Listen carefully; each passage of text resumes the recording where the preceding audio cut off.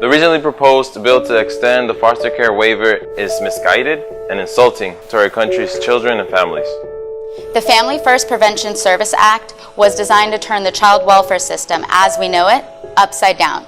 The monumental overhaul that this country's child welfare system would be forced to apply in daily engagement with children and families is like no other. Starting with the traditional way, child welfare services removes children from their families along with the reasons why they do so. The new law puts an end to removal equals fundings and poor quality long-term group homes as well. FFPSA allows, for the first time in decades, prevention services to help families stay together and become stronger together with evidence-based resources.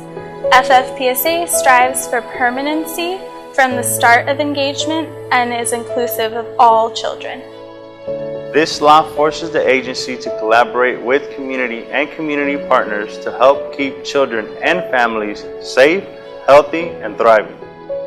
Ultimately, creating an opportunity for the village to help raise the child, reducing agency involvement, and returning families to grow in their communities. I'm aware of the concerns Florida, a few other states, and even our neighbors from LA County are having with the financial cliffs Family First Prevention Service Act will bring them. However, we must hold ourselves to a higher standard and acknowledge a delay in the law caused by "it's not good for business" mentality is not in the best interest of our country's children and families.